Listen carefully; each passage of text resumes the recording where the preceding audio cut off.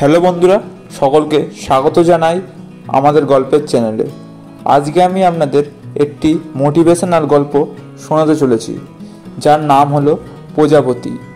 চলো বন্ধুরা, দেরি না করে আজকের গল্পটি শুরু করা যাক। প্রজাপতির গল্প। একবার একজন মহানব ব্যক্তি তার বাগানে একটি প্রজাপতির গুটি বা ডিম দেখতে পেলেন। তিনি দেখতে পেলেন প্রজাপতিটি নিজের গুটি থেকে বের হওয়ার জন্য অনেক চেষ্টা করছে, কিন্তু বের হতে পারছে না। সদ্য জন্মানো প্রজাপতিটি অনেক চেষ্টা এবং পরিশ্রম করছে, কিন্তু যে ডিম বা গুটি থেকে সে জন্মেছিল সেই থেকে তার শরীরের বাকি অংশ বের হতে পারছে না। একটা অবস্থায় গিয়ে মনে হচ্ছে হয়তো প্রজাপতিটি আর বের হতেই পারবে না। সে দাপাদাপি করেও থেমে যাচ্ছে। এই দৃশ্য দেখে লোকটির অনেক মায়া হলো এবং সে গিয়ে গুটির বাকি অংশটি একটি কেঁচি দিয়ে কেটে প্রজাপতিটিকে বের করে ফেলল। কি মনে হচ্ছে, লোকটি প্রজাপতিটির উপকার করেছে, তাই না? আসলে আপাত দৃষ্টিতে এটি উপকার মনে হলেও প্রজাপতিটির সবচেয়ে বড় ক্ষতিটি হয়েছে ওই লোকের কারণে।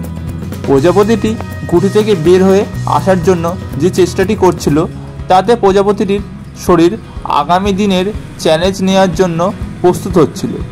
তার ডানা ঝাপটানোর ফলে গঠিত থাকা ঈশ্বর প্রদত্ত তরল পদার্থ তার ডানা শক্ত হতে সাহায্য করছিল, কিন্তু ওই লোকটি যখন এটিকে বিনা পরিশ্রমে বের হয়ে আসতে সহায়তা করল, তখন তার ডানা রয়ে গেল অপরিপক্ক।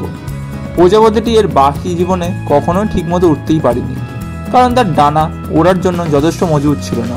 তাহলে গল্পটির মোরাল অফ দ্য স্টোরি হলো, জীবনের প্রতিটি সমস্যা, প্রতিটি প্রতিবন্ধকতা আমাদেরকে সামনের দিনগুলোর জন্য শক্তিশালী করে। কষ্ট ছাড়া বড় হওয়া যায় না, তাই নিজের জীবনের চ্যালেঞ্জ মোকাবেলায় অন্যের আশে বসে থাকা বা অন্যের কাঁধে ভর করে পার করে দেয়া আমাদের নিজেদের জন্যই ক্ষতিকর। বন্ধুরা, গল্পটি কেমন লাগলো অবশ্যই কমেন্ট করে জানাবেন। আর এরকম গল্প শুনতে আমাদের চ্যানেলটিকে অবশ্যই সাবস্ক্রাইব করে নেবেন। দেখা হচ্ছে পরবর্তী ভিডিওতে। ততক্ষণ ভালো থাকুন, সুস্থ থাকুন, আমাদের চ্যানেলের পাশে থাকুন। ধন্যবাদ।